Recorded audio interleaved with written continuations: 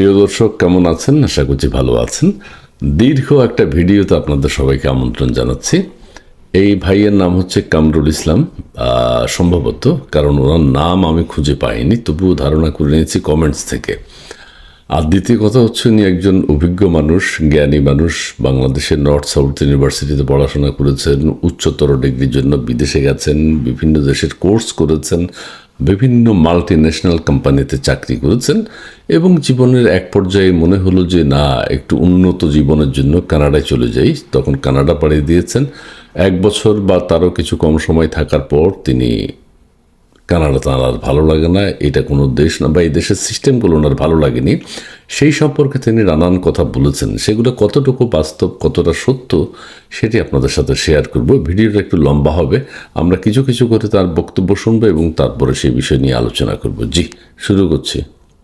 সুযোগ দিয়েছেন এতগুলো জায়গায় দেখবার, ভ্রমণ করবার, এটা সমস্ত প্রশংসা দাবিদার একমাত্র আল্লাহ সুবহানাহু ওয়া তাআলা। অবশ্যই। আমি নই। উনি আমাকে সুযোগ দিয়েছেন, উনি আমাকে মেহেরবানি করেছেন এবং অনেক আমাকে মেহেরবানি করেই এই যে লাস্টে বলে না, পরিবর্তন, ভালোর দিকে পরিবর্তিত হওয়ার সুযোগ দিয়েছে, যেটা ইংরেজিতে বলে transformation. It's a transformational journey, ভালোর দিকে। উনি ভালোর দিকে ট্রান্সফরমেশন হয়েছে। উনি 48-49 বছর বয়স পর্যন্ত অন্যরকম ছিলেন। কানাডায় আসার পর তাঁর একটা বিশাল পরিবর্তন এসছে। তিনি একদম তার বেশভূষা এখন দেখতে পাচ্ছেন, তার মধ্যে একটা পজিটিভ পরিবর্তন এসছে। সে বিষয়টি নিয়ে তিনি কথা বলবেন।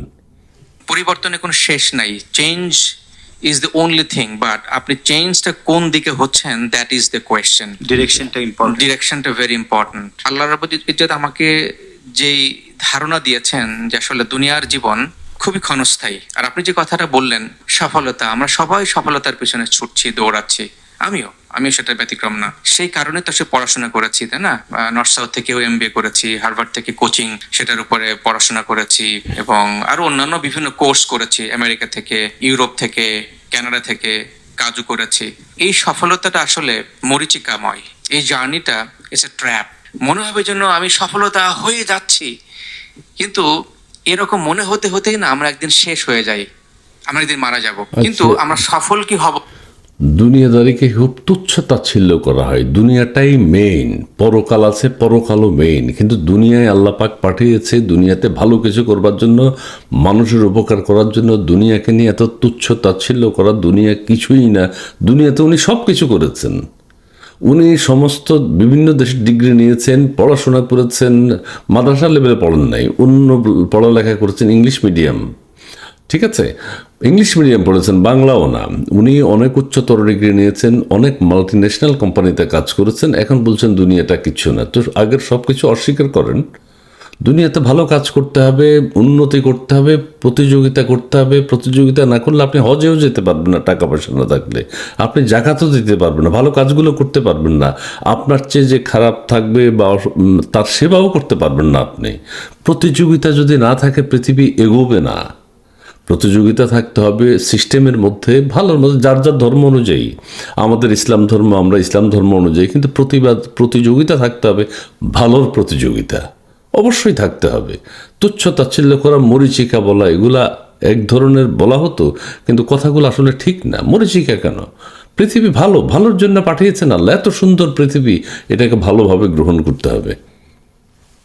আমরা যদি একটা এক্সাম্পল দেই, যে আপনি দুপুরবেলা একটা বাসে চলছেন বা মোটরসাইকেল চালাচ্ছেন, দেখবেন পিচ ঢালা রাস্তার উপরে ওই দূরে দেখা যাবে সামনে মনে হয় পানি, কিন্তু আপনি যতই সামনে আগাবেন আপনি পানির দেখা কিন্তু পাবেন না।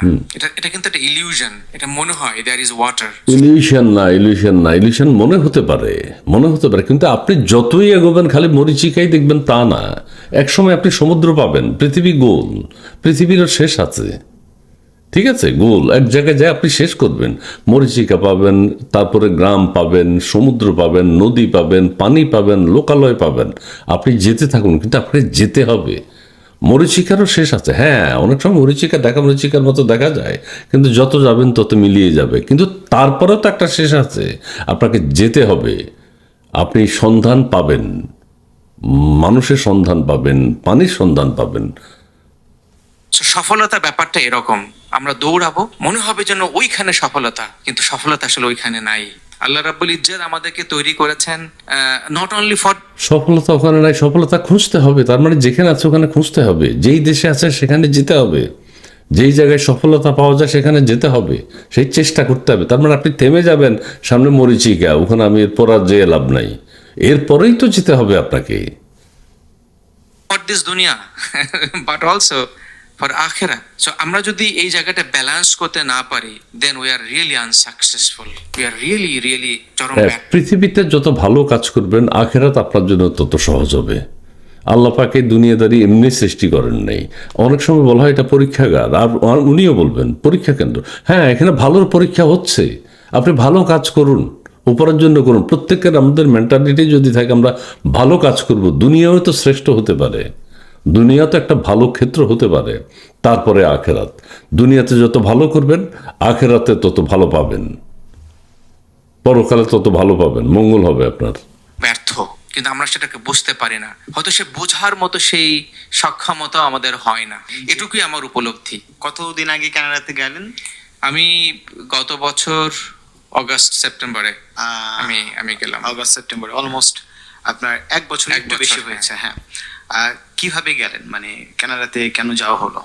বেসিক্যালি আমি যে প্রফেশনাল, কানাডায় গেছেন, উনি একজন জ্ঞানী মানুষ, এত দেশ ঘোরা মানুষ, এত পড়ালেখা করা মানুষ, এত মাল্টি ন্যাশনাল কোম্পানিতে চাকরি করা মানুষ, উনি কিছু না বুঝে না শুনে কানাডায় চলে এসেছেন। কানাডায় এসে কানাডার বদনাম করছেন এখন বাংলাদেশে গিয়ে। এটি কতটুকু বাস্তবসম্মত? কানাডার নিয়ম অনুযায়ী চলে। এখন আপনার যদি ভালো না লাগে আপনি আগে স্টাডি করতেন যে আমি এই দেশে যাব না, এই দেশ ভালো না। কানাডার যেসব নিয়ম কানুন সেগুলো মানতে হবে, না হলে আপনি চলে যাবেন। ঠিক আছে, আপনি চলে গেছেন, কিন্তু আসলেন কেন?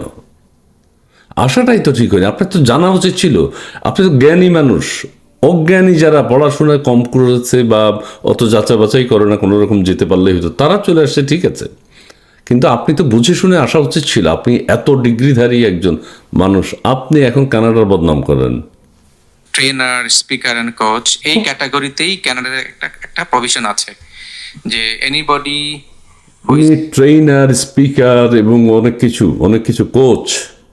ট্রেনার, স্পিকার অ্যান্ড কোচ যদি সেটা ম্যাচ করে ক্যানাডিয়ান কোয়ালিফিকেশনস রিকোয়ারমেন্ট, অর্থাৎ ইকোনমির ডিমান্ড করছে, সেখানে আমার প্রয়োজনীয়তা আছে, সেখানে আমি কন্ট্রিবিউট করতে পারবো, তার একটা ভিসা দেয়, এটা পারিবারিক মানে অর্থাৎ লং টার্ম, এবং that leads to PR and পরবর্তীতে নাগরিকত্ব। তো ওইটা আমার ক্যাটাগরি ছিল, অর্থাৎ আমি যে professional trainer, speaker and coach এই ক্যাটাগরিতেই।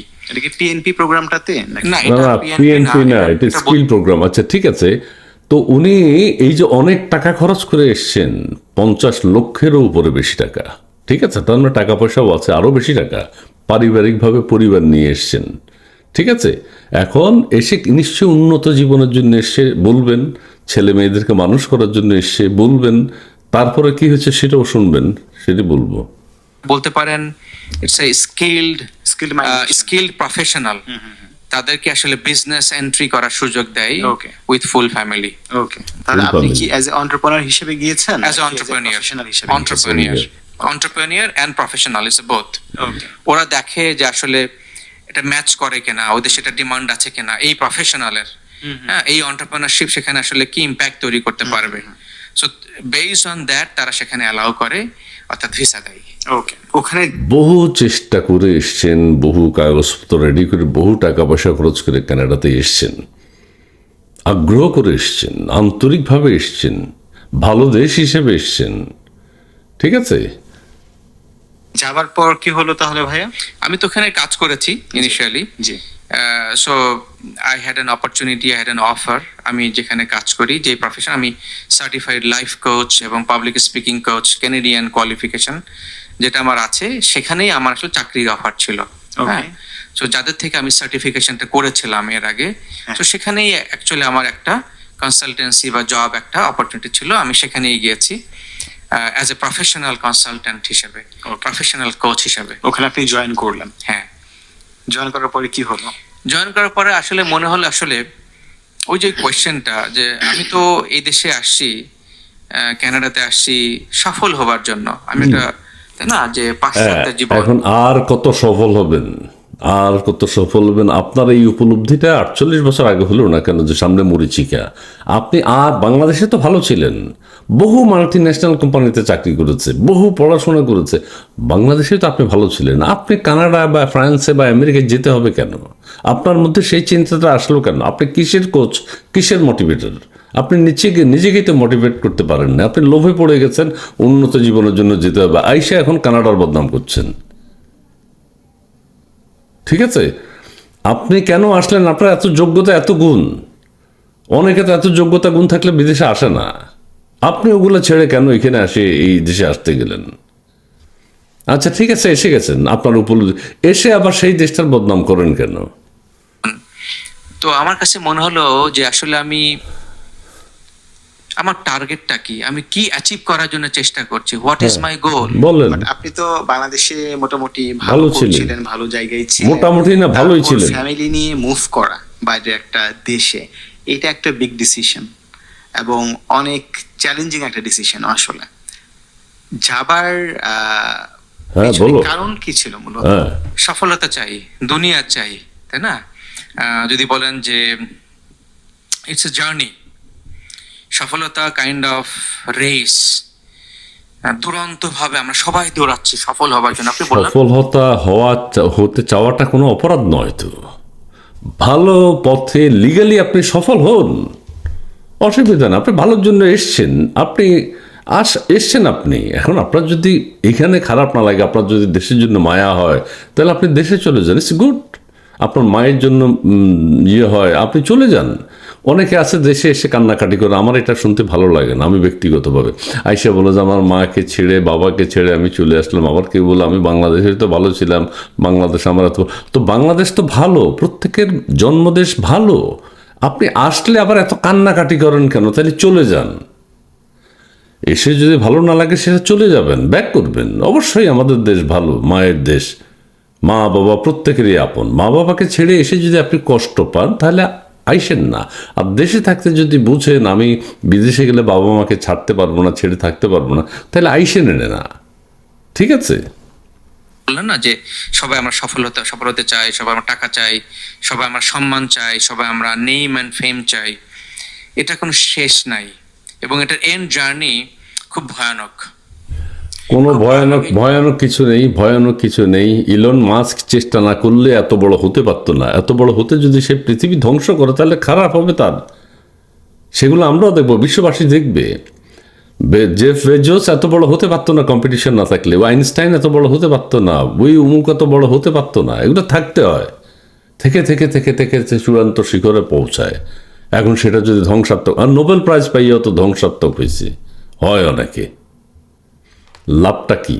আবার যে সাফল্য না নিয়ে যদি মানুষ ভালো থাকে, একজন রিক্সা চালককে ভালো আছে আমাদের দেশে, কত কষ্ট তার, কিন্তু আমরা বলি আপনি ভালো আছেন, আপনি জান্নাতে যাবেন। আসলে যাবে না। তার জীবনের দুঃখ কষ্ট, সে হজ করতে পারে না, সে জাকাত দিতে পারে না, জাকাত খাইতে হয় খালি তাকে, কোনো কিছুই তো পারে না। সে একটা ভালো মসজিদে যেতে পারে না, একটা ভালো জামা কাপড় সুন্নতের পালন করতে পারে না, বহু কিছুই পারে না, অসম্পূর্ণ থেকে যায়, তার জীবন অসম্পূর্ণ। আমার জীবনও এক ধরনের অসম্পূর্ণ। আমি এখানে কিছু করছি না, আমার কোনো প্রতিযোগিতা নাই, আমার কোনো ইনকাম নাই, আয় রোজগার নাই, এটা হয় না। এখন আমি হ্যাপি আছি, আমি ভালো। এখন আমার যদি চাওয়া অনুযায়ী যদি আমার যোগ্যতা না হয়, তাহলে তো আমি চাইলেও লাভ নেই। আপনার যোগ্যতা আছে, আপনি করতেন, আপনি দেশেই থাকতেন, আপনাকে দেশেই মানাতো, আপনাকে এই ড্রেসে দেশেই মানায়, এই ড্রেসে আপনাকে কানাডায় মানাবে না, এটা শীতের দেশ। ঠিক আছে? এই জন্যই অধিকাংশ ক্ষেত্রে এই ডিরেকশনের জার্নিগুলো আমাদেরকে বিপথে ফেলে দেয়।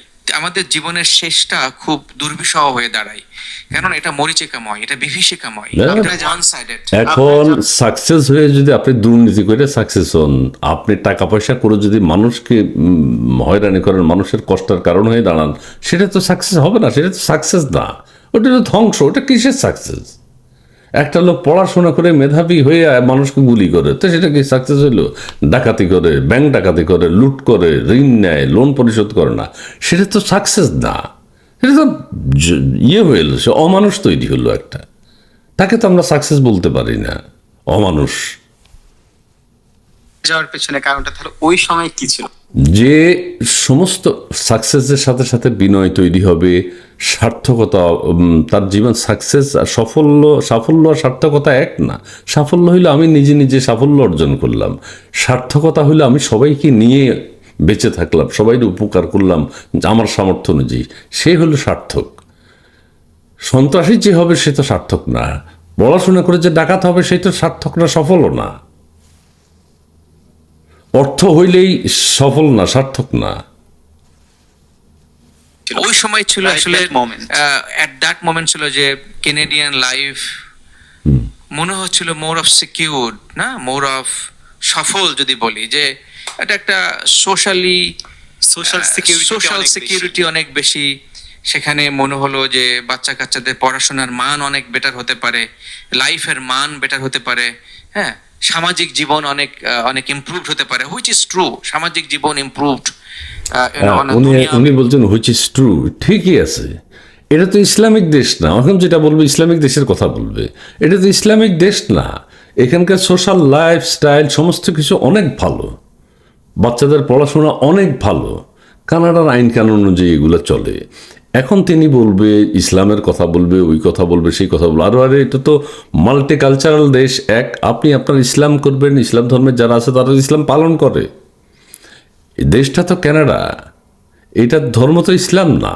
সো এই দেশে আপনারটা আপনি করবেন, সেই ক্ষেত্রে কেউ বাধা হবে না আপনার। টার্মে, হ্যাঁ, আপনি যদি চিন্তা করেন যে লিভিং স্ট্যান্ডার্ড, আপনি যদি ওয়ার্ল্ড ওয়াইড যদি আপনি রেটিং দেখেন, যে কানাডা এবং পার্টিকুলার কয়েকটা শহর ওয়ার্ল্ডের টপ রেটেড কান্ট্রি, টপ 3 ভিতরে ওয়ান অফ দি টপ 3 ভিতরে ক্যালগেরি আছে, টপ 3, 4, 5 এর ভিতরে। সো এবং আপনি যদি চিন্তা করেন যে শহরের বাতাস, যেটা আমাদের আসলে আমাদের প্রাণ, না, আমরা প্রতিদিন অক্সিজেন নিচ্ছি, ওই শহরের বা ওই দেশের বাতাসের যে মান সেটা ওয়ার্ল্ডের টপ 1 to 3, আর বাংলাদেশ ঢাকা শহরে লোয়েস্ট, সবচেয়ে লোয়েস্ট। এবং আমি ফিরে আসার পরে আমি 1 মাস অসুস্থ ছিলাম, একবার অসুস্থ। বিকজ অফ তাহলে এখন ওয়েদারটা বুঝেন, এখন এই দেশের বদনাম তিনি বাংলাদেশে যাই করছেন, এই বদনাম শুরু করবেন একটু পরেই। উনি কানাডা থেকে বাংলাদেশে যে অসুস্থ হয়ে গেছেন, এখানে শ্বাস প্রশ্বাস নিতে ভালো লাগতো, ভালো তো, এরা তো ওয়েদারটা ভালো লেগেছে। আমরা 92% মুসলিম, আমরা বাংলাদেশটা, এই ছোট দেশটা আমরা এখনো পরিষ্কার রাখতে পারি না। আমাদের সততা কোথায়? আমাদের রাষ্ট্রীয় নিরাপত্তা কোথায়? আমাদের সোশ্যাল যে হেল্প করা সেটা কোথায়? সামাজিক মূল্যবোধ কোথায়? রাস্তাঘাটের আমাদের চলাফেরা যে করবো, নিরাপত্তা কোথায়? সরকার ব্যর্থ কেন? জনগণ ইলিটারেট কেন? মানুষ অশিক্ষিত কেন? শিক্ষা নাই কেন? কেন এত অভাব আমাদের দেশে? কেন বাজারে বাজারে খাবার দাবারে ভেজাল? কেন? আমরা তো মসজিদেও যাই, নামাজ পড়ি, নীতি নৈতিকতার চর্চা করি, আমাদের ওয়াজ মাহফিলে বলা, আমাদের কেন কিছু হয় না? হওয়ার জন্য চেষ্টা করতে হবে। এই যে আমরা এরকম বদনাম করি একটা দেশের, এই জন্য আমাদেরও হয় না। ওয়েদার কোয়ালিটি এবং শরীরের প্রতি ইম্প্যাক্ট। তো বলতে পারেন ওই কারণেই যে পাশ্চাত্য জীবন, সবাই যেটা আমরা ভাবি যে ডলার, না, সাকসেস ভাবি, টাকা পয়সা, মরিচিকা, চাকচিক্যময়। টাকা পয়সা, মরিচিকা, চাকচিক্যময়। ভাই রে, এখানে এসে অনেকের টাকা পয়সা, আমার তো কোনো টাকা নাই। আমার $1,500 ঘর ভাড়া দিতে আমার কষ্ট হয়। আমি তো লড়াই করি না, আমি তো টাকার পেছনে ছুটছি না। এরকম মানুষ আছে না, যারা মনে করে যে একটু ভালো জীবন ধারণ করবে, তারা চাকরি করে, ব্যবসা করে, করতেই তো হবে। আর না হলে আমার মতো জীবনযাপন করো, আর না হলে এখানে যারা ইয়েতে থাকে, হোমলেস থাকে, তাদের মতো জীবনযাপন করো, সবই তো আছে। চাকচিক্য যদি চাকচিক্য মানে এই দেশটা তো এমনিই সুন্দর করছে, ওরা সাজাইছে, গুছাইছে, ন্যাচারাল বিউটি অনেক, কোনো কিছু কেউ নষ্ট করে না। এটা তো চাকচিক্য না, এটা ন্যাচারাল অনেক কিছু আছে, ম্যানমেডে অনেক কিছু আছে সুন্দর, আবার সেটা নষ্ট করে না।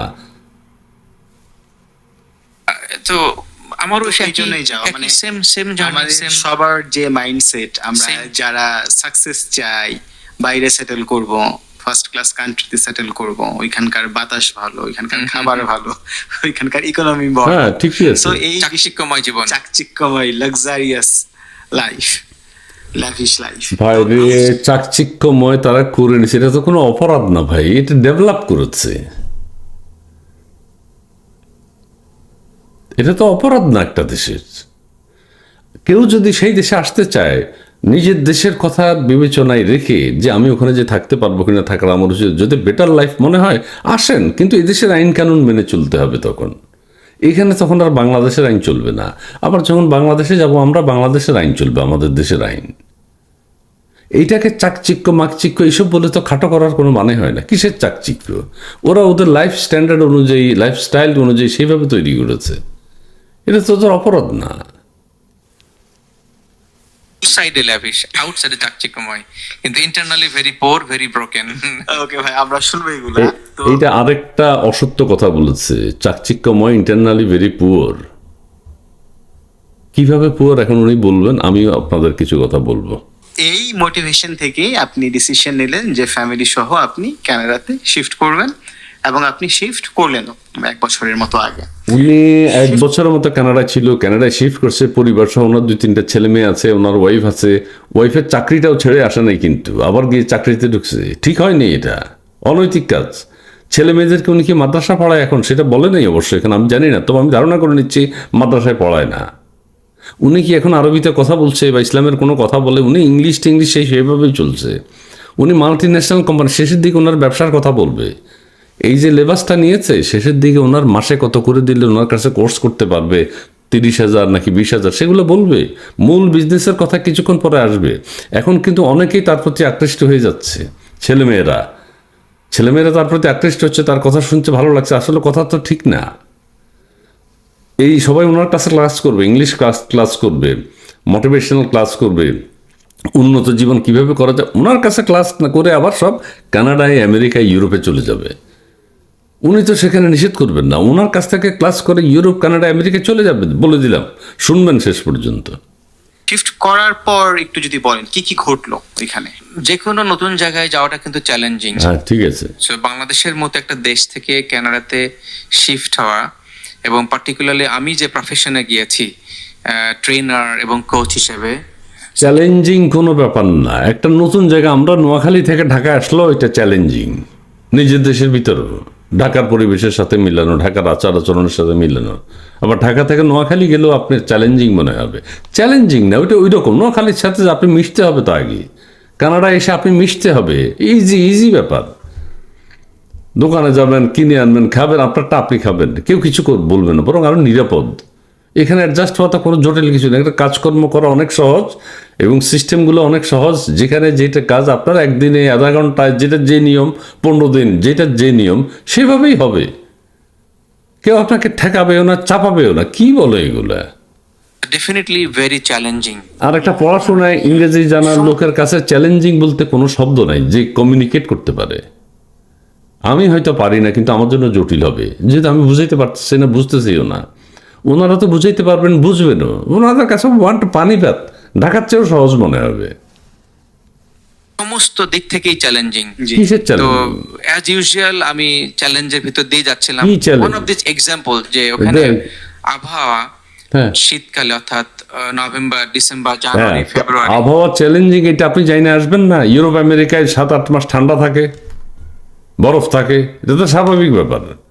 কিসের চ্যালেঞ্জ? এটা চ্যালেঞ্জ দিয়ে আপনি গরম জামা কাপড় নিয়ে আসবেন, কোনো অসুবিধা হয় না। আমি তো বরফ যখন পড়ে তখন বের হই, একদম ওয়েল প্রোটেক্টেড হইয়া বের হতে পারেন, কোনো অসুবিধা নেই। গাড়িতে হিটার আছে, বাড়িতে হিটার আছে, দোকানে হিটার আছে, রেস্টুরেন্টে হিটার আছে, সব জায়গায় হিটার। রাস্তায় যাদের গাড়ি আছে তাদের কাছে তো শীতে লাগে না, যাদের গাড়ি নেই তারা হাঁটে। কিন্তু ওই যে হাঁটি যখন আমরা, তখন হ্যান্ড গ্লাভস, ওইটা মোটা কাপড় পরে বেরোয়, খুব আরাম লাগে। এবং শীতকালে বেশি কাজ করতে পারে, ঠান্ডার সময় বেশি কাজ করা যায়, কারণ ক্লান্তি নেই, সোয়েটিং হয় না, অনেক বেশি কাজ করা যায়। আমাদের দেশে যেমন আমরা একটু কাজ করলেই ঘামাই যাই, এই দেশে এরা 8-9 মাস ধুমসে কাজ করতে পারে। এই দেশগুলো, শীত প্রধান দেশগুলোর এত উন্নতি এই জন্য। আর শীত প্রধান দেশ, পৃথিবীতে যত শীত প্রধান দেশ আছে, এটা মনে রাখবেন, সবগুলো দেশ উন্নত, কারণ তারা প্রকৃতির সাথে লড়াই করে বাঁচে, ঠান্ডার সাথে লড়াই করে বাঁচে। একদম ওই কমলাপুর স্টেশনে শুয়ে থাকলাম, বেঁচে গেলাম, এটা হবে না। ওই প্রোটেক্ট হইতে, ওয়েল প্রোটেক্ট হতে হবে, বাড়ি ঘর থাকতে হবে, ওয়ার্ম থাকতে হবে, গরম জামা কাপড় থাকতে হবে, নাহলে কেউ বাঁচতে পারবে না। সো একদম যারা আছে তারা একদম বেঁচেই আছে। ওই বস্তির মধ্যে 3 জন, অমুকের খুপড়ির মধ্যে 7 জন থাকার কোনো সুযোগ নেই। আরেকটি কথা একদম স্পষ্ট, শীত প্রধান যত দেশ আছে পৃথিবীতে সব দেশ উন্নতির শীর্ষে আছে, এটা মনে রাখবেন। আপনার -20, -30, -40 তো কি হয়েছে, আছে না এখানে কোটি 4 কোটি মাস মানুষ আছে, বরফ। সবকিছু হ্যাঁ, কোটি কোটি মানুষ আছে এইসব দেশে, কোটি কোটি। ইংল্যান্ড যাওয়ার জন্য আমরা পাগল, ইউরোপ যাওয়ার জন্য আমাদের দেশের মানুষ পাগল, আমেরিকা যাওয়ার জন্য পাগল। কি জন্য? তো ঠান্ডার দেশ তো যাবেন না, ঠান্ডায় তো কোনো অসুবিধা হয়নি, এখানকার সবাই থাকে এখানে ঠান্ডার মধ্যে। জমে বরফ। হ্যাঁ, বরফের ভিতরে। সো এটা একটা কিন্তু ট্রিমেন্ডাস চেঞ্জ। জি। দ্বিতীয় চেঞ্জ হলো যে সম্পূর্ণ নতুন শহর, রাইট? এখানে কেউ কারোর আপন নয়, সবাই ছুটছে দুর্দান্ত গতিতে, কিন্তু ওইখানে আসলে এগুলার কোনো ভ্যালু নেই, জিরো। আপনার কত টাকা আছে, আপনি কত নাম করা, আপনি আপনার সোশ্যাল স্ট্যাটাস কি, আপনি ইনফ্লুয়েন্সার, ওরা এগুলার zero value, they don't care, এটার কোনো ভ্যালুই নেই। এটা যে একটা উনি যে একজন ইনফ্লুয়েন্সার, দেশের এত বড় একজন ব্যক্তি, 8-10টা মাল্টি ন্যাশনাল কোম্পানিতে চাকরি করেছেন, বাইরে দেশে এত পড়াশোনা করেছেন, বাংলাদেশে তো গুরুত্ব দেয় ওনাকে গুরুত্ব দেয় বা আমাকে গুরুত্ব দেয়। হ্যাঁ, আমি উপস্থাপক, এখানে এসে আমার উপস্থাপক হিসেবে কে চিনবে, কে আমারে গুরুত্ব দিবে? আমার দরকারটা কি গুরুত্ব নেয়ার? ওনারা চেনে না তো, এখানে তো কেউ চেনে না কাউকে। বিভিন্ন, এটা তো মাল্টিকালচারাল দেশ, বিভিন্ন ইমিগ্রেন্ট কান্ট্রি, কেউ কাউকে এমনিই চেনে না। আবার চেনে না এই কারণে প্রত্যেকের কাজে থাকে, বেকার কোনো লোক নাই আপনার পিছনে 10 জন ঘুরবে, 10 জন আপনাকে চেনে বসে রইল, কেউ নেই, সবাই কাজে আছে, সবাই অ্যাক্টিভ, সবাই কাজে থাকে। ঠিক আছে, ওনাকে চেনে না, এটা তো ওনার হয়তো কষ্ট হয়েছে, এটা আমি জানি না। সবাই বিজি আর সবাই সমান। কোটিপতি যে, সেও ট্রেনে চলে, আর এত আরাম ট্রেনে, এত টাইম, পারফেক্ট টাইম। কোটিপতি যে, সেও বাসে চলে, আবার যার কিছুই নেই, যেমন আমিও বাসে চলি, ট্রেনে চলি, কোটিপতিও ট্রেনে চলে, আমিও ট্রেনে চলি, বড় গাড়ি ইউজ করি। এটা তো সবাই সমান অধিকার, সমান, এবং আপনি সেটা ইউজ করেন। আমাদের বাসে উঠতে পারে কোটিপতি, উঠতে পারে, আমিও তো উঠতে পারি না বাসে, শ্বাস বন্ধ হয়ে যায় ময়লা আবর্জনায়। তো একটা দেশে এত সুবিধা যে কোনো বৈষম্য নেই, শ্রেণী বৈষম্য নেই, বর্ণ বৈষম্য নেই। আছে ভিতরে ভিতরে, এগুলো হয়, ওগুলো সব দেশেই আছে, আমাদের দেশে তো পুড়েই ফালা, এখানে তো পুড়ে ফালা না। ঠিক আছে, বর্ণ বৈষম্য, ধর্ম বৈষম্য পুড়ে ফেলে। এখানে হলো সবাই সমান, ট্রেনে আপনিও বসতে পারবেন, ওই ট্রেনে কোটিপতি দাঁড়ায় রয়েছে, যদি সিট না থাকে, ওই যার কিছু নেই, আমি বসে রয়েছি, তো অসুবিধা কি? কিন্তু আবার বয়স্ক দেখলে সিট ছেড়ে দিতে হবে, এটা স্বাভাবিক নিয়ম। একজন ডিজেবল কেউ আসলো, তাকে সিট ছেড়ে দিতে হবে আপনি যদি বসে থাকেন, বা অন্যরা সবাই তাকে। বাস রাস্তায় চলবে, কিন্তু একজন ডিজেবল বা সাধারণ মানুষ উঠতে গেলে এটা নিচু হয়ে যায়, তারপর সে উঠে। কত মূল্য, এটা যে একটা আমাদের দেশে, আমাদের কালচারে এটা একটা এত বড় জিনিস, আমরা ভাবি বড় জিনিস, ওরা এটাকে থোড়াই কেয়ার করে না। ঠিকই আছে। মানে 2 পয়সার দাম 2 নেই। পয়সার দাম নাই এগুলো। আপনার 5 কোটি টাকা আছে, 10 হ্যাঁ। কোটি টাকা আছে, সো হোয়াট? So এটা what? আমার কি যায় আসে? কি যায় আসে? মানে আপনি মিলিয়নিয়ার বা বিলিয়নিয়ার, হ্যাঁ, আমি কি যায় normal আসে? চাকরি করি, সো হোয়াট? আপনাকেও নাম ধরে ডাকছি, আপনি আমাকে নাম ধরে হ্যাঁ, ডাকছি, কোনো আপনাকে দরকার দেখলে নেই। আমাকে মানে Hi, hello. মানে একেবারে হাত পা পূজা করে দাঁড়িয়ে সম্মান করে জায়গা দেওয়ারও কিছু নেই। এই যে ওগুলো, এই জিনিসগুলো সে দেখা নেই, এগুলো তো ভালো, নম করার কোনো সুযোগ নেই, দরকারও নাই। বিলিয়নিয়ার বাসে চলবে, আর এই বাড়ি ভাড়ার অভাবও বাসে চলবে, কারো কোনো দুঃখ নাই, খাবার দাবার সবার জন্য সমান। ওই বিলিয়নিয়ার যেখান থেকে কেনাকাটা করে, গ্রোসারি করে, সেখান থেকে ওই যার কিছু নেই, হোমলেস, হেও গ্রোসারি করে ওখান থেকে। কফি শপে, ম্যাকডোনাল্ডসে কফি খাবে, অথবা আর কি আছে না ইসরায়েলিদের, হ্যাঁ, কফি খাবে, ওই যার কিছু নেই হেতেও ওখান থেকে কফি খাবে। নাই। সো আপনি আপনার জায়গায়, আমি আমার জায়গায়, Yes. একেবারেই এরকম। মানে তো ঠিক আছে, এখানে আমি মুই কি হুনু গিয়ে এরকম একটা ব্যাপার আছে না? আপনি হনু আমি হতে অনেক যাবেন বড়, কেন? আমি আমাদের ইন্ডাস্ট্রিতে আমি বড় ট্রেনার, বড় স্পিকার, বড় কোচ, আমার অনেক ইনফ্লুয়েন্সিং, হ্যাঁ। আমার অনেক ফ্যান ফলোয়ার, আমার ভিডিওর অনেক ভিউ বেশি, এরকম একটা কিন্তু র্যাট রেস আছে। সো ওইখানে মানুষের জীবনে এগুলা কোনো ভ্যালু নেই। কথা ঠিক, তো এগুলো দেখেন না, এগুলো তো ভালো, পজিটিভ। এগুলো থেকে তো আপনি থাকতে পারেন। আর আপনি যদি মূল্যায়ন চান, আরে বাংলাদেশে আমি ইনফ্লুয়েন্সার, আমার এত ভক্ত আশিকান আছে, এখানে তো আমরা কেউ চিনে না, তো এগুলো তো এখানকার নিয়ম, আপনি এখানে আসলেন কেন? ঠিক আছে, আর খারাপ লাগতেই পারে, চলে যাবেন, চলে যেয়ে কিছু বলবেন না, আমার বাংলাদেশটাই ভালো লাগে আমার কাছে, যেহেতু আপনি ওই দেশে জন্মগ্রহণ করেছেন, আমরা ওই দেশে জন্মগ্রহণ করেছি, ওই দেশের আলো বাতাস আমাদের ভালো লাগবেই, আমরা ওই দেশটা চিনি জানি। এখানে এসে তো আপনি ওই খালাম্মার বাড়ি, নানার বাড়ি, নানির বাড়ি এগুলো পাবেন না। কোনো ভ্যালু নেই। আপনি চিন্তা করে দেখেন যে কি চিন্তা they give a করবে? damn, দেন, মানে একেবারে ড্যাম মিন্স ড্যাম, মানে ঠিক আছে। আপনার এখানে ভাব নেওয়ার কিছু নেই। আপনি সিম্পল সাথে প্রত্যেকটা মানুষ যে রাস্তায় কাজ করছে, ফুটপাতে কাজ করছে, সবাই যে সমান। দোকানে কাজ করছে, যে অফিসের টপ বস, ইভেন প্রাইম মিনিস্টারকে রাস্তায় পেলে ধুয়ে দিচ্ছে, কিচ্ছু ঠিক আছে, করার ঠিক নেই, আছে নাম তো। ধরে ডাকছে। ঠিক অফকোর্স আছে। মানে এখানে কোনো ডিফারেন্সিয়েট করার কিছু নেই। এমন একটা দেশ, এমন একটা জায়গা থেকে ওখানে যখন আপনি যাচ্ছেন, ট্রানজিশন, কি হয়েছে? It's a big shift, not only mindset shift but এটা অলসো যারা মেধাবী, যারা সিভিক সেন্স আছে, তারা এগুলাকে স্বাভাবিকভাবে নেবে। ওনার সেই সেন্স নাই, উনি এগুলাকে অস্বাভাবিক, এখানে অস্বাভাবিকতার কি আছে? এইটাই স্বাভাবিক। আমাদের দেশে এগুলা নাই, আমাদের দেশে অস্বাভাবিক। এখানে প্রাইম মিনিস্টার দুই কথা বলতে পারছে, প্রাইম মিনিস্টার রাস্তায় জ্যাম দেখলে হেঁটে চলে যাবে, তো এটা মানতে হবে তো আপনাকে। যাকে ভুলে গেছি কি বলছে আরো। Reality shift. সো আমি তখন প্রশ্ন করলাম নিজেকে, আমার প্রথম একটা এটার জটিলতার কিছু নেই। উনি এতক্ষণ যা বলেছেন, উনি যদি এগুলোর সাথে অ্যাডজাস্ট না করতে পারেন বা পারেননি, উনি তো পারেননি, ওনার পড়ালেখার শিক্ষাগত কোনো যোগ্যতা নেই। উনি দেশ বিদেশ ভ্রমণ করেছেন, ওনার দেশ বিদেশ ভ্রমণ করা উচিত হয়নি। কি শিখেছেন উনি? এই যে উদারতা, এই যে বদান্যতা এইসব দেশের, এরা বাইরের দেশের জন্য কি সেটা জানার দরকার নাই, এরা ওদের নিজেদের স্বার্থ ছাড়া কিছু বুঝে না। কিন্তু নিজের দেশে এরা অত্যন্ত গণতান্ত্রিক, সবার সমান অধিকার দিতে চেষ্টা করে, সবাই সেভাবে মেনে জুনে চলতে হবে। উনি কিছুই শিখতে পারেন নাই। ওয়েক আপ কল, যে বলতে পারেন ওকে, যে আমাকে তো অনেকেই চিনতো জানতো, বাট এখানে তো আসলে এগুলো কোনো ভ্যালু নেই, সবাই ব্যস্ত। ওহ, প্রতি কথায় কিভাবে কথা বলে, ভিডিওটা অনেক লম্বা হয়ে যাবে। তো আপনাকে চিনবে কেন এখানে? এখানে আপনি কে?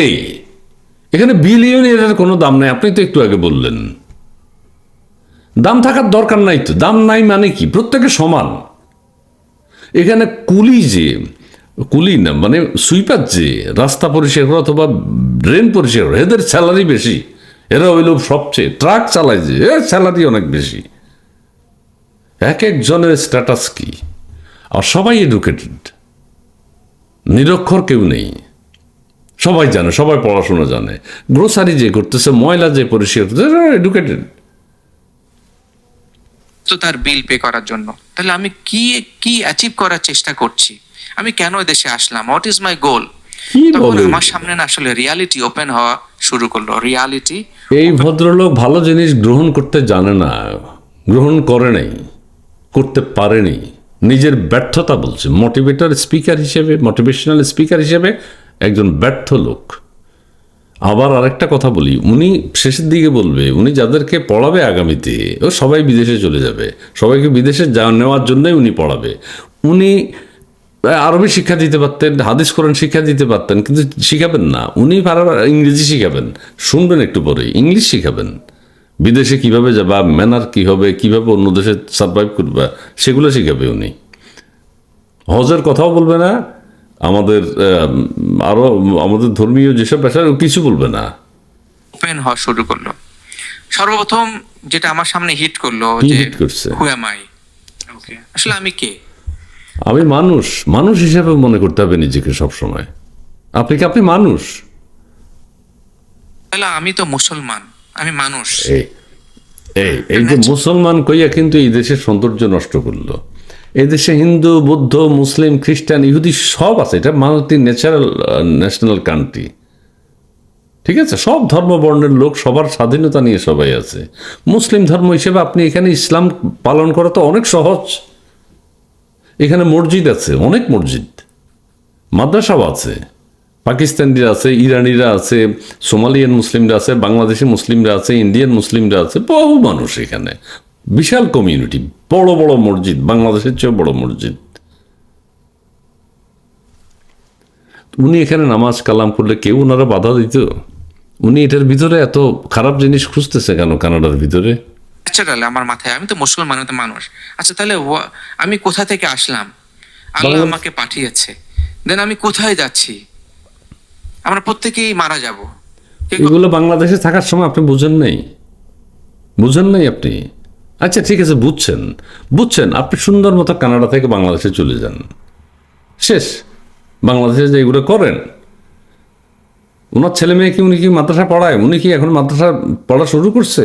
না ওনার ডিগ্রি কোনোটাকে অস্বীকার করছে? উনি পড়ছে সব নাস্তিকদের পড়াশোনা, সব নাস্তিকদের দেশে গেছে, উনি ইংল্যান্ডে গেছে, আমেরিকা গেছে, কোথায় নাকি পড়াশোনা করছে, নর্থ সাউথ ইউনিভার্সিটিতে পড়ছে, ইংরেজি শিক্ষা, বাংলাও না। উনি কি সেগুলো অস্বীকার করছে যে আমি ভুল করেছি আগে এগুলো পড়ে টুড়ে? উনি তো সেগুলোই পড়াবে আবার সামনে। অস্বীকার করতে পারি এটা অস্বীকার করার না, অস্বীকার কোনো সুযোগ সো করার the next destination is I am going to die. নেই। রাইট। না, আমি যদি মুসলমান হয়ে না সবাই মারা যাবে, সবাই বিশ্বাস করে যে সে মারা যাবে, সমস্ত প্রাণী মারা যাবে, ট্রুথ দাবি করি, তাহলে আমার মৃত্যুর পরে আমার একটা জীবন আছে, আছে। Life here after. হ্যাঁ। জান আমার কবরের জীবন থেকে শুরু হবে, দেন হাসর হবে। হ্যাঁ, then তো এটা উনি কানাডায় থেকে ইসলামী আইন কানুন মেনে চললে কি কোনো অসুবিধা হইতো? কেউ বাধা দিত? আরো অনেক মুসলিম আছে না এই দেশে, লক্ষ লক্ষ মুসলিম আছে। উনি কি এই লক্ষ লক্ষ মুসলিমকে এখন অপমান করছে না? যে এইসব দেশে যারা যারা মুসলিম থাকে তাদের ইসলাম থাকে না? কি বলছে এগুলো? দেন আমার গন্তব্য জান্নাত জাহান্নাম, আল্লাহ আমাকে আমলনামা দেবে, আমার ঠিক করে দেবে। জি। অ্যাজ এ মুসলমান আমাকে বিশ্বাস করতেই হবে, না বিশ্বাস করলে I am not a Muslim, I am non believer. তো এই দেশে থেকে বিশ্বাস করতে কেউ নিষেধ করেছে? এই জন্য বাংলাদেশে যেতে হবে?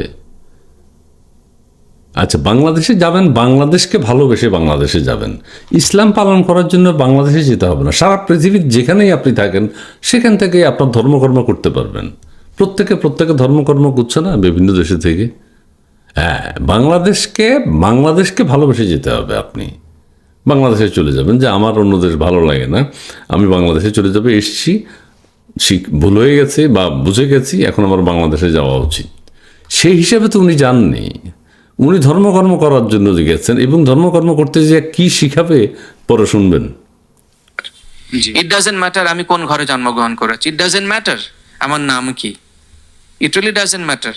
তো এটা আমার কাছে খুব কঠিন ভাবে আমার ভিতরে নাড়া দিল যে আপনার সামনে এসে দাঁড়াইলো এই হ্যাঁ হ্যাঁ, সত্যটা। আসলে আমি কি অ্যাচিভ করার চেষ্টা করছি। আচ্ছা। এই দেশটা তো যেখানে আজান শোনা যায় না, যেখানে শুক্রবারে ছুটি নাই, যেখানে আমি রমজানে ছিলাম রোজায় কোনো ছুটি নাই, এদেশে না। রোজাই অফিস আদালত বন্ধ, লিটারালি তিনটা দুইটার মধ্যে বন্ধ হয়ে আপনি যায়। হাফ ডেও কাজ হয় না, কাজই হয় না, হ্যাঁ। হাফ ডেও কাজ হয় না। তারপর ঈদের একটা লম্বা ছুটি আছে, ওখানে ঈদের ছুটি নাই, রোজার ছুটি নাই, শুক্রবারের ছুটি নাই। আমি তো মুসলমান মানুষ, আমি তো আমাকে তো তো এগুলো তুমি স্টাডি করে আসো নাই যে এই দেশ, এটা কি ইসলামী দেশ, এটা কি বাংলাদেশ, এটা কি পাকিস্তান যে ঈদের ছুটি থাকবে, এটা কি বাংলাদেশ যে মসজিদে প্রতিদিন আজান হবে, ঘরের পাশে মসজিদ থাকবে?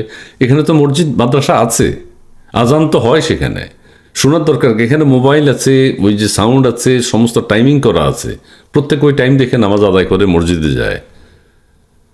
এটা কি ইসলামী দেশ যে রোজার মাসে কাজকর্ম বন্ধ থাকবে?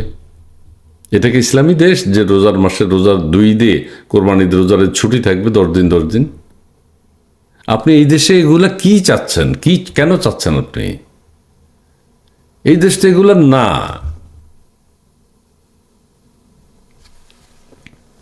মারা যেতে হবে, মারা যাওয়ার পর আমার একটা গন্তব্য আছে, হ্যাঁ, আমাকে সেটা আছে। বিশ্বাস করতেই হবে। করেন। আমার ভিতরে নাড়া দিল, who am I, what M I trying to achieve. আপনি কি একটা রমজান পেয়েছিলেন তখন? হ্যাঁ, আমি রোজা পেয়েছি, 2টা ঈদ পেয়েছি, সো উইন্টার পেয়েছি। হ্যাঁ, এই হ্যাঁ, রিয়ালাইজেশন এখানে রোজা আরো সুন্দর, আরো বড়, আপনার সব আরো বেশি হইতো। এখানে রোজার সময় সামারে, বিশেষ করে সামারের মধ্যেই পড়ে, দিন অনেক বড়, আপনি 18 ঘন্টা রোজা রাখতে পারবেন। এখানে বাংলাদেশে তো আপনি 12 ঘন্টা রাখলেন বা 11 ঘন্টা, এখানে আপনার রোজা সব বেশি হইতে হবে। আল্লাহর কাছে আপনার কষ্ট, সাধনা এবং রমজান আপনি আরো বেশি সব পেতেন, কিন্তু আপনি চলে গেলেন। এখানে 16 ঘন্টা রোজা রাখে মিনিমাম, বা 18 ঘন্টা রোজা রাখে। রাত 9টার সময় সন্ধ্যা হয়, অনেক সময় 11টার সময় সন্ধ্যা হয়। রমজানের আগেই আসে শুরু করলো? রমজানের আগেই, হ্যাঁ, আগে আসে শুরু করলো। রমজানের আগেই। সো মনে করেন by December I am going through this questioning. Okay, আর আপনি গেলেন তো সেপ্টেম্বরে। হ্যাঁ, so by December I am questioning myself, আমি কি অ্যাচিভ করা, হোয়াট ইজ মাই গোল, হ্যাঁ, আমার গোলটা কি? একটা গোল ছিল কানাডাতে যাব, কানাডাতে সেটেল হবে, আমি Yes, sir. Aslam, that's fine. Fine, ঠিক আমি আছে, গাড়ি কিনলাম, দ্যাটস ফাইন। হ্যাঁ, আমি বাড়িতে থাকলাম, দ্যাটস ফাইন। ফাইন, আমি ভালো জব করছি, ভালো কাজ Fine. করছি, দ্যাটস ফাইন। তো আর কি যদি বলেন টপ ক্লাস কাজ, যে ট্রেনিং, তাও কোচিং, করছেন। স্পিক, আমি সেখানে সেটা করছি, দ্যাটস ফাইন। বুঝছেন না আর কি? What is my next goal? Allah আপনাকে সব দিয়ে দিছে, এখন আপনি ধর্মকর্ম করেন, অফিস ছুটির পরে অফিসের কাজগুলো সুন্দরভাবে করেন, গাড়িটা সুন্দরভাবে চালান যাতে মানুষের ক্ষতি না হয়, বাড়িতে থাকেন যাতে অন্যের বাড়িতে আপনাকে পানি ছিটিতে না হয়, অন্যের ডিস্টার্ব না হয়, এবং আপনি আপনার ধর্মকর্ম বাড়িতে এসে মসজিদে যেয়ে আপনি করেন, কোনো অসুবিধা তো নাই। সেটা কানাডা হোক, জঙ্গলে হোক, সাউথ আফ্রিকায় হোক, আমাজনে হোক, আপনি তো করতে পারেন। এটা তো আল্লাহ পাক তো কোনো বাধা দেয়নি কাউকে যে তুমি ইসলাম ধর্ম কায়েম করতে, পালন করতে হলে তুমি কানাডা যেতে পারবে না, এটা বলছে। মাই নেক্সট গোল ইজ কবর। উনি দেখছে যে উনি বাংলাদেশে গেলে ওনার ব্যবসা বাণিজ্য ভালো হবে, ও বাংলাদেশের লোকজন বিদেশে আসার জন্য ওনার কাছে পড়াশোনা করবে, এটা এক ধরনের ধারণা তৈরি হয়েছে, দেখবেন শেষে। ট্রুলি এটা আমার ভিতরে একদম ওপেন হয়ে গেল সামহাও। মানে বিষয়টা কি ভাই অনেকটা এরকম যে, যেমন ধরেন যে আমরা বাংলাদেশের কনটেক্সটে যেহেতু কথা বলেন। বলতেছি এবং আমাদের অডিয়েন্স অলমোস্ট সবাই বাংলাদেশে, বলেন। সবাই বলে আমি বিদেশ যাব, আমি বড় একটা চাকরি করব, আমি একটা সিকিউরড লাইফে যাব, হ্যাঁ আমি করব। দ্য মোমেন্ট আপনি সব করে ফেললেন, আপনি বিদেশে চলে গেলেন, ফ্যামিলি নিয়ে শিফট করলেন, মাইগ্রেশন করে ফেললেন, ভালো একটা জব পেয়ে গেলেন, সোশ্যাল সিকিউরিটি পেয়ে গেলেন, সব কিন্তু হয়ে গেছে। এরপরে আপনার কোশ্চেনটা আসলে আচ্ছা সব তো হয়ে গেছে, বাট এরপরে কি? এরপরে তো আসলে আমার নেক্সট গোলটা কি? আর তো কিছু আমার নাই। নেক্সট কারণ জার্নিটা বাংলাদেশে আমাদের প্রত্যেকটা জিনিস ফিক্সড করতে হয়, আর ওইখানকার সোশ্যাল স্ট্রাকচার এবং সিস্টেমটা অনেকটা এরকম, যেটা বললেন আর কি, যে সবার জন্য সবকিছু সেম ফিক্সড। ফিক্সড। সো এটা কি কোশ্চেন আসার পেছনে একটা কারণ যে হোয়াট নেক্সট? এখন তো সব হয়ে গেছে, হোয়াট নেক্সট বলতে এরপরে আমার মারা যেতে হবে, হ্যাঁ। বাট সেটার প্রিপারেশন আমি কিভাবে নিচ্ছি অথবা Right. নিচ্ছি কিনা, বিষয়টা কি অনেকটা এরকম ছিল? Exactly, am I on the right track? Am I on the right track? Am আমি I? নিজেকে ভাবতাম আমি অনেক স্পিরিচুয়াল, ওকে, হ্যাঁ, স্পিরিচুয়ালি কানেক্টেড, এবং আমার ভিতরে সেই ফিলিংটা কাজ করতে। কারণটা ছোট্ট করে কারণটা বলি। জি। আমি 2008 সালে মেডিটেশন কোর্স করি, হ্যাঁ, Silva life system, Silva intuition system, এরপরে কোয়ান্টাম করেছি, এরপরে এনএলপি করেছি, এরপরে আমি টিএম টেনে দিই, করেছি। একটু টেনে So, দিই। আরো অনেক রকমের মেডিটেশন করেছি। ওরে বাপরে, তো অনেক বড়। বুঝতে হবে আমি অন্যদিকে চলে গেছি, আমি গাইডেড। তার মানে আমার কনসিকুয়েন্সেসটা কি? আমি মুখে বলছি আলহামদুলিল্লাহ, আল্লাহ আমাকে দিয়েছে, শুকরান, কিন্তু আমার অন্তরে সে উপলব্ধি আছে, না। আমার কাজে সেই রিফ্লেকশন আছে। আচ্ছা ভাই, তারপরে কি হলো ডিসেম্বরে যখন তারপরে এই আমি গুলো আসলো? তারপরে আপনার next step তারপরে কি ছিল? রমজান আসলো। রমজান আসলো কোন মাসে? মার্চ মাসে। মার্চ মাসে। তো আসলে এই কথাগুলা এভাবে বলতে চাই নাই, কিন্তু আপনি প্রশ্ন করলেন। তো আমি আম গোয়িং থ্রু ট্রিমেন্ডাস চ্যালেঞ্জ আমার ভেতরে। তো আমি আল্লাহর কাছে সারেন্ডার করেছি রীতিমতো। আসলে আল্লাহ আমাকে সবাই পথ করে। দেখাও। আর ইতিমধ্যে যা শুনছি দেখছি কানাডাতে, যে কানাডাতে আসলে পরবর্তী জেনারেশন, আমার সন্তানেরা কতটুকু ধর্ম মানতে পারবে, বা আমার সন্তানদের সন্তান কতটুকু মুসলমানের পথে থাকবে, এই সম্ভাবনা 1%। বলে আমার গ্র্যান্ডফাদার হয়তো মুসলমান ছিল, এটার অনেক লম্বা মানে এটাও একটা অসত্য কথা। তাহলে এত মুসলিম যে বিদেশে বিভিন্ন দেশে আছে, বিভিন্ন দেশে, শুধু বাংলাদেশের না, তারা কি অমুসলিম হয়ে যাচ্ছে সবাই? আমার তো মনে হয় না। মসজিদের সংখ্যা বাড়ছে, মাদ্রাসার সংখ্যা বাড়ছে এখন আমেরিকা, কানাডায়। কারা করছে এগুলা? ওদের ছেলেমেয়েরা কি সব নষ্ট হয়ে গেছে? প্রজন্ম থেকে প্রজন্ম এই দেশে থাকে, তো এই দেশের মতো করে প্র্যাকটিস করে। এখানে তার বাংলাদেশের মতো হবে না, এই দেশের মতো ইসলাম ধর্ম করে, মসজিদে যায়, নামাজ পড়ে। হ্যাঁ, এখানে তো আর সবাই রাস্তা রাস্তায় মিছিল করবে না। ইসলামী শরিয়া কায়েম করতে হবে, কায়েম করতে হবে। চড়া কাহিনী আছে এর, because Canada is a social country. ওখানে এলজিবিটি কিউ একেবারে স্কুল থেকে শেখানো হয়, পড়ানো হয়। শেখানো হয়? হ্যাঁ, এটা হলো ওদের নিয়ম আপনাকে। এবং ওটা কোনো ধর্ম নাই, এবং no religion is the philosophy. So এবং ছেলের বিয়ে, মেয়ের বিয়ে আচ্ছা, কানাডা ইজ দ্য কোনো ফার্স্ট কান্ট্রি। ধর্ম নাই, মানে মুসলিম ধর্ম বা হিন্দু ধর্মের উপর তো কেউ আঘাত করবে না, এখানে সবার অধিকার সমান। এরা যদি মনে করে আমাদের ধর্ম দরকার নাই, আমাদের অসুবিধা কি, আমরা আমাদেরটা করব। আর এলসিবি কি না এর কি যেন এটা বললো, এটা ওদেরকে সব কিছুই শিখায়, সব কিছু যে যেটা গ্রহণ করবে করতে পারে, না বললে নাই, এগুলোর ব্যাপারে কোনো বাধা নাই। কিন্তু আজ পর্যন্ত আমি এরকম কাউকে দেখিনি। ঠিক আছে, ওই যে হার্ড ড্রিঙ্কসের দোকানের কথা বলবে, আমি কোনোদিন ঢুকি নাই, এখন আমার ঘরের নিচেও আছে, আমি যদি না খাই আমি ওখানে যাব না, এটা আমার মনের ব্যাপার। উনি এগুলো বলবে, আমি আর একটু টাইনা দিই, একটু অনেক লম্বা, এই যে অনেক লম্বা এখনো, কি বলে এখন I'm almost 50. আমি বাংলাদেশে যে মাদ্রাসায় এরকম বলৎকার করা হয়, তো ওগুলা কি সমকামী না? খালি এলসিবি কি, এরা হলো স্বীকৃত, এরা স্কুল কলেজে পড়ায়, যৌন শিক্ষাও আছে, পড়ায়, তোমার জানতে হবে, শিখতে হবে, এরপরে তোমার পথ তুমি বেছে নাও। তোমার পথ তুমি না, তোমার এক্সপিরিয়েন্স হবে, শিক্ষা থাকবে, সব কিছু শিক্ষা জানা আছে। আমাদের দেশে এগুলো শেখানো হয়, আমাদের দেশে ওয়াজ মাহফিলে বলে, কিন্তু ক্লাসে শিক্ষালে বিপদ আছে। স্কুল কলেজে যদি পড়ায় সেটা ঠিক হবে না, হুজুররা রাস্তায় নেমে যাবে, কিন্তু হুজুররা ওয়াজে বলে কিভাবে কি করবেন, যেখানে এটা বলা উচিত না। থেকে বললাম এখানে নাম ফুটোবার জন্য বলছি না, আমি হার্ভার্ড পর্যন্ত গেলাম, আমি লন্ডনে কোর্স করেছি, আমি ইন্ডিয়া IIM ক্যালকাটাতে কোর্স করেছি, আমি ওয়ার্ল্ড ব্যাংকের ট্রেনার হিসেবে কোর্স করেছি, TOT প্রোগ্রাম করেছি। সো আমি আরো অন্যান্য মাস্টার সার্টিফাইড কোচিং করেছি। সমস্ত অবৈধ কাজ শিখছে, ওয়ার্ল্ড ব্যাংকের সাথেও কাজ করছে, ওয়ার্ল্ড ব্যাংকের কি ট্রেনিং দিচ্ছে, এই ফিল প্রাউড।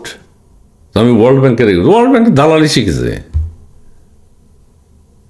মাল্টিন্যাশনাল কোম্পানিগুলোতে শিখে বাংলাদেশের মানুষের রক্ত চুষে খাইছে,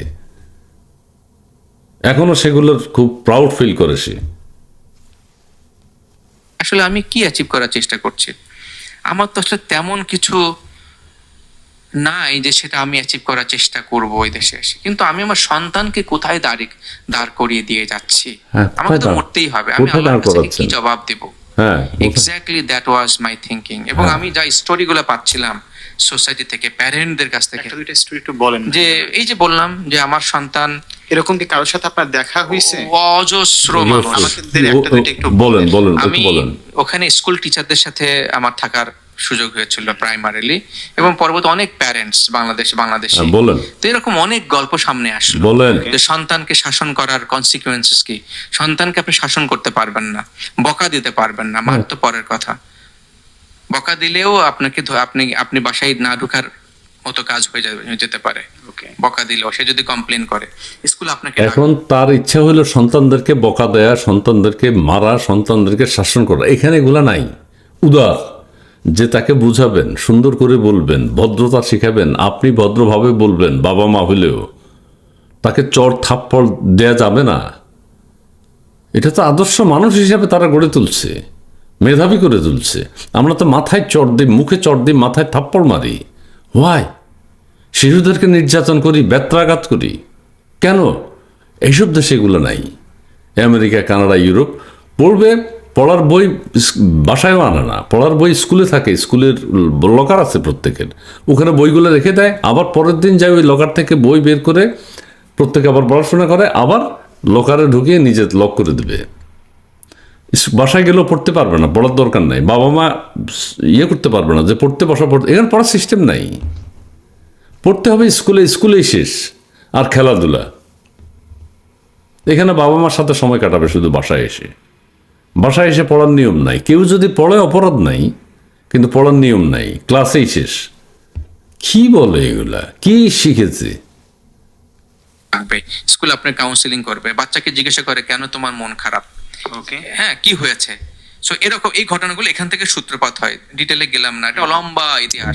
করেন সো তখন মনে মানে আসলে তো বাচ্চাদেরকে বকাঝকা যাবে না, বাচ্চারা ছোটবেলা থেকে এখানকার পরিবেশ হলো এই, কাউকে যদি বকাঝকা করে সিনিয়ররা, এরা স্কুলে যে টিচারকে যদি বলে বা পুলিশকে এরা যদি কমপ্লেন করে আমি কষ্ট পেয়েছি, আমাকে আঘাত করেছে, পুলিশ এসে বাবা মাকে সার্চ করবে, ধরে নিয়ে যাবে। স্বাভাবিক।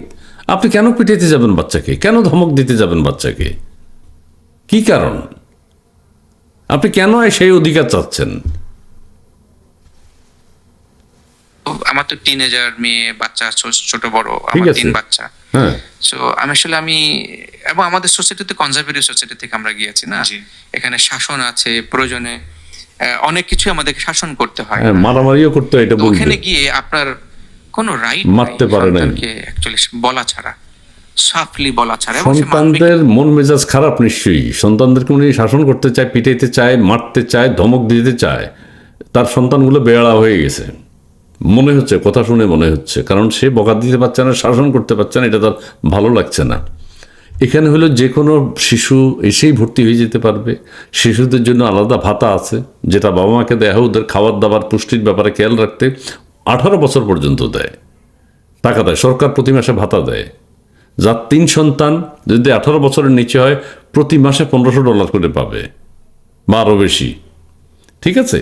তো উনি কি বলছে, ওনার বাচ্চারা কোথায় পড়ে এখন সেটা কিন্তু বলেনি। আমি পুরো ভিডিওটা শুনেছি।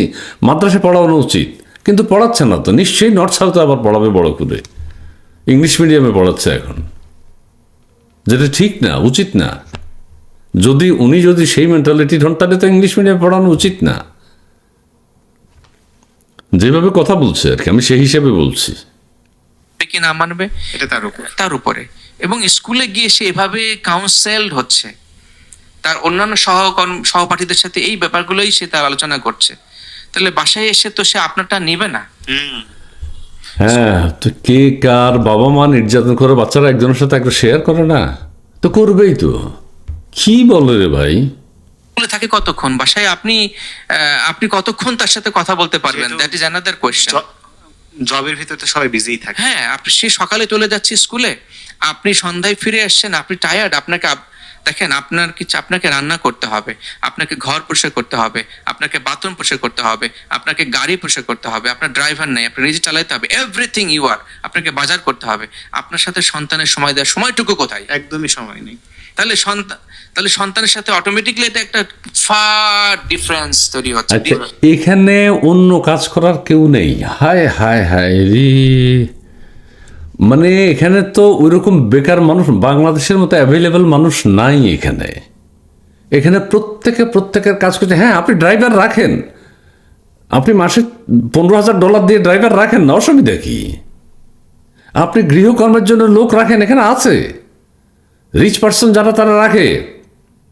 হ্যাঁ, ওই যে ডেলি $100 বা $200 আইসে ঘর টর পরিষ্কার করে রান্না বান্না করে ঝাড়ু দিয়ে চলে যাবে, আপনি রাখেন। এগুলো তো কস্টলি, ওই জন্য প্রত্যেকে নিজেরটা নিজে করে। আর প্রত্যেকে নিজের কাজ নিজে করা তো ভালো। নিজের গাড়ি নিজে চালাবেন, ভালো। নিজের গাড়ি নিজে ওয়াশ করবেন, ভালো। নিজের কাজ নিজের রান্না নিজে করবেন, নিজে খাবেন নিজের মতো করে, ভালো তো। বাংলাদেশে আমরা অ্যাভেলেবল লোক পাই, আমাদের যে চাকরি দিই আমরা তাদেরকে, এটা ভালো তো। বাংলাদেশটাও ভালো। বাংলাদেশে আপনি মনে করেন না যে আপনি একজনকে ড্রাইভারে রাখছেন, একজনকে কাজের বুয়া রাখছেন, না। বাসায় যিনি কাজ করে উনি আপনার বাসায় কাজ করে, চাকরি করে। এটা এইসব দেশও আছে। আপনার গাড়ি যে চালায় সে আপনার চাকরি করে, এইসব দেশও আছে। আপনি টাকা দেন, রাখবেন, নেই মানে কি? আর চাকরি করে প্রত্যেকের কাজে যায়। এখানে বেকার কেউ নেই। ওয়াইফও চাকরি করে, হাজব্যান্ডও চাকরি করে, সন্তান ডে কেয়ার সেন্টার আছে যদি বেশি সমস্যা হয়, অথবা একজন চাকরি করবেন না। এত টাকা পয়সা ইনকামের দরকারটা কি? অনেকেই আছি তো আমরা চাকরি করি না, কামও করি না, কোনো কিছুই না, আমরা টুকটাক যা হয় শুকর আলহামদুলিল্লাহ। আপনারা দুজনেই চাকরি করতে হবে কেন?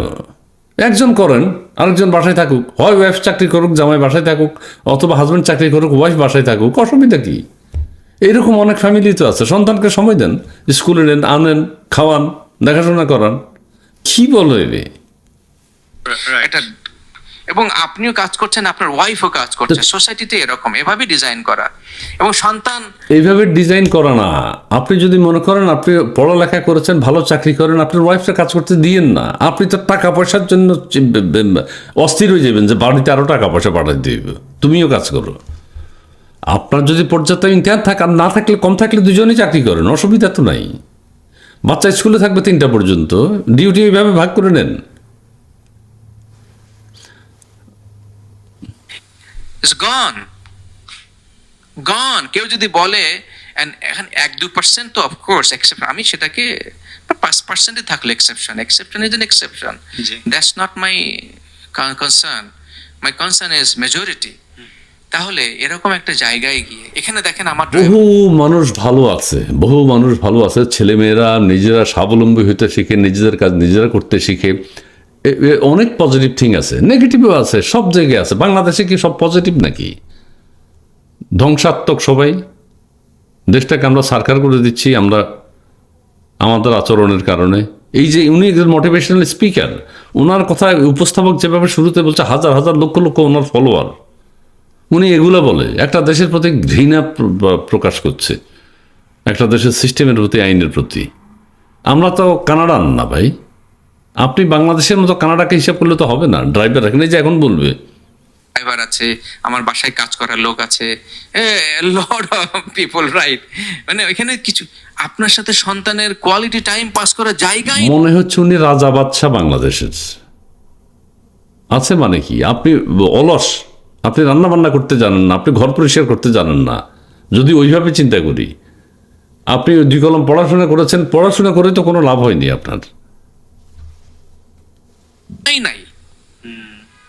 তো তাহলে এই কোশ্চেনটা আমাকে না মাথায় ট্রিমেন্ডাস ভাবে তখন এটা আমার মাথায় tremendous আমি রমজানের ভাবে- শেষ 10 দিন আমি ইতিকাফ নিয়ত করলাম। আসলে I was going through this challenge and turmoil. 10 দিন কাজকর্ম পাড়াইয়া ওই যে ইতেকাফ করেছে। হ্যাঁ, করতে পারে, সেটা আপনি থাকেন, আপনি থাকেন সিস্টেমের সাথে মিলাই নেন, ইতেকাফ করেন।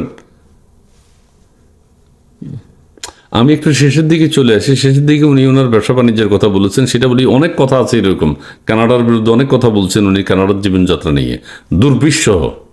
পুরোটা প্রবলেম টেনে দিলাম, আমি শেষের দিকে আসি, এটা অনেক লম্বা হয়ে যাচ্ছে। একদম মানে শপিং করতেছি, সুন্দর সুন্দর ছেলে মেয়ে সব দেখতেছি, আমি যদি ওখানেই ভুলে যাই, আই উইল মিস মাই। ছেলে মেয়ের দিকে তাকান কেন? ছেলের দিকেও তাকান কেন? এখানে কেউ কারোর দিকে তাকায় না, 1 সেকেন্ডও তাকাইতে পারবে না, মামলা করে দেবে। আপনি তাকান কেন? মেয়ের দিকে তাকান, ছেলের দিকে তাকান। ছেলের দিকেও তাকানো জানা, মেয়ের দিকেও তাকান, আপনার দিকেও কেউ তাকাবে না। নেক্সট ফ্লাইট, জি। Come on, I will miss. ওটাকে আমার কম এনজয়েবল জায়গা ছিল, air condition, so much, everything is there, luxury. থাকতে পারবো ওখানে? না, এয়ারপোর্টের কথা বলছে, একটা এক্সাম্পল দিছে যে এয়ারপোর্টের সৌন্দর্য দেখে যদি আমি পরবর্তী ফ্লাইট মিস করি, কেন মিস করবেন? এয়ারপোর্টের সৌন্দর্য উপভোগ করতে হবে আপনার সময়ের মধ্যে। আপনার যদি 1 ঘন্টা থাকে, 1 ঘন্টার মধ্যে আপনি ঘুরবেন যতটুকু সম্ভব। আপনি ওখানে ডুবে যাবেন কেন? আপনার ফ্লাইট মিস করবেন কেন? কি বলে এগুলা?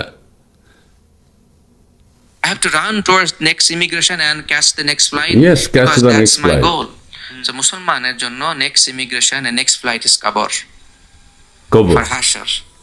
কবর, হাসর। হ্যাঁ, তাহলে এই ইমিগ্রেশন, এখানে যে পৃথিবীর যে সৌন্দর্য, সেটি আপনি গ্রহণ করেন। গ্রহণ করে আপনি পজিটিভ থিঙ্কিং করেন, মানুষকে সদুপদেশ দেন, মানুষের সাথে ভালো আচরণ করেন, ভালো খাওয়ার পরামর্শ দেন, হেল্প করার চেষ্টা করেন। আপনার সামর্থ্যে যে অন্যের হেল্প আপনার প্রয়োজন হলে নেন, ইসলামের জন্য কাজ করেন, মানুষকে বুঝান, কিন্তু কাজকর্ম করে যান। সৌন্দর্যটাও নিতে হবে আপনি। একটা আপেল গাছের গোলাপের বিউটি আপনি নিতে হবে না? Not. So don't try to enjoy in this dunya and be stagnant and be succumbed into this dunya. কি বলে এই লোকটা, দুনিয়ার সৌন্দর্য নেওয়া যাবে না। মানে হয়তো ব্রড সেন্সে বলছে, মানে এটা তো ডুবে যেও না। হ্যাঁ, আমি তো বলছি ডুবে যেও না, কিন্তু সবকিছু নিতে হবে তো। সবকিছুই মানুষের জন্য, মানুষ সবকিছুর জন্য। আমরাও কোনো কিছু ধ্বংস করতে পারবো না। Then you will miss the next flight. Certainly.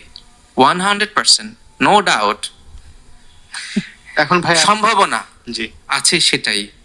যদি না আপনি সম্পূর্ণরূপে দিন ফলো করার চেষ্টা করেন থ্রু এ গাইডেন্স, নিজে নিজে ফলো করতে গেলে বিপদ হবে। আমি এতটুকুই বললাম, বুঝাতে পেরেছে কি? জি নিজের মন মতো মন গড়া ফলো করতে গেলেই বিপদের সম্মুখীন হতে হবে, and that is very difficult. That would be very এখানে আর একটা ভেজাল্লা কথা বলছে যে নিজের মন মতো ইসলাম ফলো করলে ডিফিকাল্ট হয়ে যাবে। কি কারণে? অনেকে আমি চরমনের আদর্শের মানুষ হতে হইব, আমি কি হেফাজতের আদর্শের মানুষ হতে হইব, আমি কি জামাতের আদর্শের মানুষ হতে হইব? কাকে ফলো করব? আমি কি জামাতের আদর্শের মানুষ হতে হইব, শিবিরের আদর্শের মানুষ হতে হইব? ভাই আল্লাহ এক, আল্লাহর রাসূলদেরকে আমার বিশ্বাস, ব্যাস পরিষ্কার। এত ধর্ম, এত বর্ণ, আমি কি তাবলিগকে ফলো করতে হবে? উনি তাবলিগের লোক। ওয়াই? কেউ তো কারো পছন্দ করে না, কেন কাদেরকে ধরতে হবে? আমি কি দরবার যারাই সুফি যারা তাদের ধরবো? কি কারণ? কি কারণটা কি? আল্লাহ, আমার ধর্ম আমি করব, আমি জানবো, আমি যদি সেই নলেজ অর্জন করতে পারি পড়াশোনা করে, ভালো। আমি কাউকে ফলোয়ার হতে তো পারি না, রাসূল সাল্লাল্লাহু আলাইহি ওয়াসাল্লামের ফলোয়ার। এত ভেদাভেদ ধর্মের ভিতরে, শুনেন, very challenging, because শয়তান বসে আছে। শয়তান কিছু ধোঁকা করতে দেওয়ার পারবে জন্য। না, শয়তান আপনাদেরকে ধরে। এখন ভাইয়া আপনারা শয়তানে ধরছে। আপনার তো অনেক রিয়েলাইজেশন, ট্রান্সফরমেশন অথবা একটা জার্নির মধ্যে দিয়ে আপনি আছেন অথবা যাচ্ছেন। হুম। আপনার এখন এই আসল কথা আসবে। ফিউচারের এজেন্ডা কি, চিন্তা কি, কি নিয়ে এখন এ কাজ করবেন? এত আচ্ছা, খুব ভালো প্রশ্ন। এখন ভালো প্রশ্ন করছে। এতক্ষণ যা বলছে এগুলো হইল দর্শককে, দেশবাসীকে মোটিভেট করার জন্য যে ব্যবসা বাণিজ্য আমার সাথে করো, ইনকামটা আমি করি। এখন বলবে, এখন মূল কোথায় আসবে। এতক্ষণ যা বলছে উনি কিন্তু অডিয়েন্সকে নিয়ে নিছে, অডিয়েন্স কিন্তু ওনার পক্ষে চলে গেছে। ওরে বাপ রে বাপ, অসাধারণ মানুষ, অসাধারণ স্পিকার, বিদেশ ছেড়ে চলে আসছে। ব্যবসা তো বাংলাদেশে, এই দেশে তো এগুলো হবে না। এখন ব্যবসার কথা বলবে, শুনেন। আমি মোটামুটি 2 মাস হয়ে গেল, আমি এখনো তেমন করেন কোনো কিছু নাই। করি নাই, না, কিন্তু আমি অনেক ফিল্টার করছি।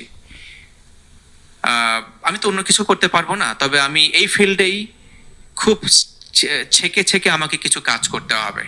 ঠিক আছে। আমি অনেক কিছু আমি করতে পারবো না, সো এত কাজ করার আপনার দরকার নেই, এত কাজ কেউ করে না। এত দিকে মনোযোগ দিলে কিছুই হবে না। আপনি একটা দুইটা কাজই করেন, ফিল্টার করবেন কেন? একটা দুইটা কাজই করতে হবে আপনাকে ভালোভাবে। অনেক কিছুকে আমাকে ক্রস দিতে হচ্ছে। হ্যাঁ ঠিক আছে, অনেক জায়গায় যেতে পারবো না, সেখানে আমাকে ক্রস দিতে হচ্ছে। হ্যাঁ ঠিক আছে, আমার টাইম অনেক লিমিটেড, ঠিক আছে। আমার কিছু দায়িত্ব আছে এর পাশাপাশি, রাইট? সো দুনিয়াতে আসছেন ক্ষণস্থায়ী দুনিয়ায়, দুনিয়ায় কিচ্ছু না। দুনিয়াতে আবার এত কিছু করতে হবে কেন? জীবন ধারণের জন্য এত কিছু করতে হয় না, ঠিক আছে? এত কিছু করতে হয় না। আপনি এত কিছু প্ল্যান কেন করতেছেন? এই কি দুনিয়ায় যেন, এটা বিশ্রী দুনিয়ায়, এই ক্ষণস্থায়ী দুনিয়ায় আপনি এত কিছু করতে চাচ্ছেন কেন? এত প্ল্যান করছেন কেন? কি আপনার ছেলেমেয়েরা কোথায় পড়ে সেটা তো বলেন নাই, ওয়াইফ কি চাকরি করে বা কি করে সেটা তো বলেন নাই। তার মানে আমি এই ট্রেনিং ফিল্ডেই থাকবো, থাকেন। স্পিকিং ফিল্ডেই থাকবো, কোচিং Speaking ফিল্ডে field, থাকবো, coaching field। তবে অনেকটা রিফাইন্ড ওয়েতে। এবং ভেরি সুন আমি আমার প্রোগ্রামগুলো দিব। আমি ইন ফিউচার হয়তো প্রফেটিক লিডারশিপ ওই দিকে যাব, right? In future actually leading the way of prophet সাল্লাল্লাহু আলাইহি সাল্লাম, হ্যাঁ, leading the way of Sunnah, leading the way of দ্বীন।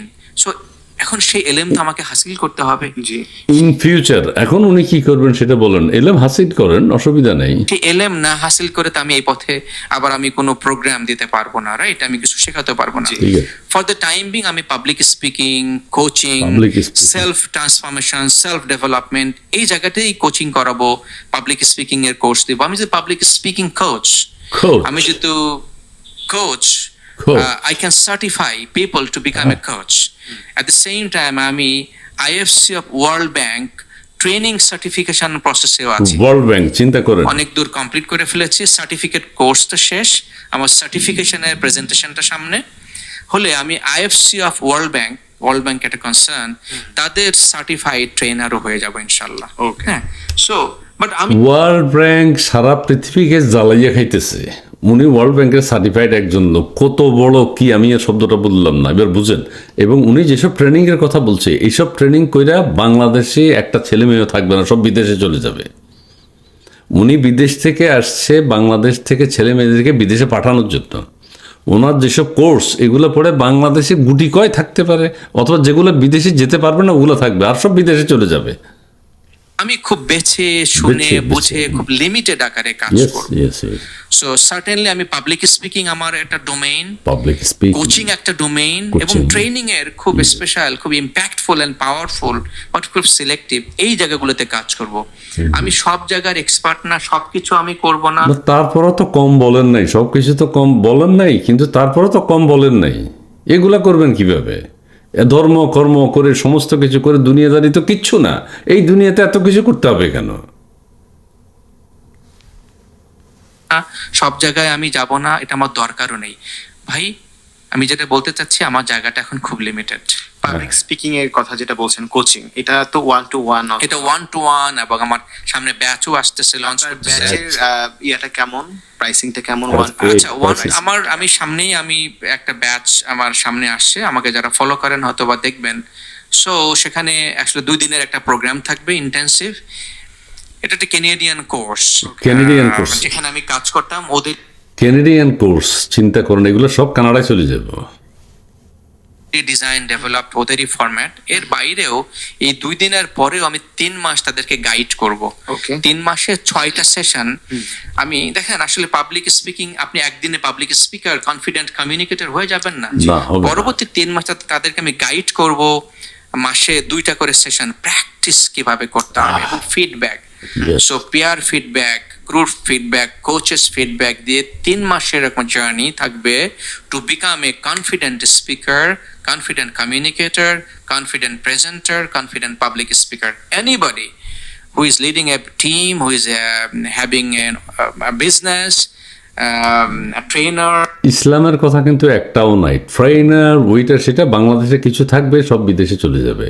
ইসলামের কথা কিন্তু একবারও বলে নাই। এর ভিতরে হাদিস কোরআন বইলা বইলা ছেলে মেয়েদের কে বলবো যে ওরে বাবা স্যার তো মানে ওনাকে আরও টাকা দিই, উনি অনেস্ট লোক, ঠিক আছে, উনি ইসলাম ধর্ম অনুযায়ী ধর্মের সব কথা বলতে পারতো। দুনিয়াদারি তো কিছু না ভাই, এগুলো আমরা মানি, ওনারা মানে না। দুনিয়াদারি যে যারা আছে, যারা স্পিকার আছে, কোচ আছে, এভরিবডি ক্যান জয়েন, এবং 3 মাসের জার্নি।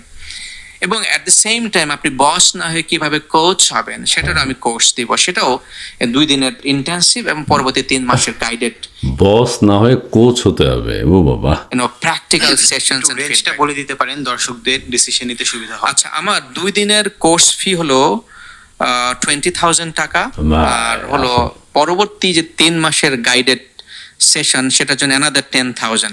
আমি 2 ভাগে ভাগ করছি, বাহ। যেহেতু 3 মাসের জার্নি।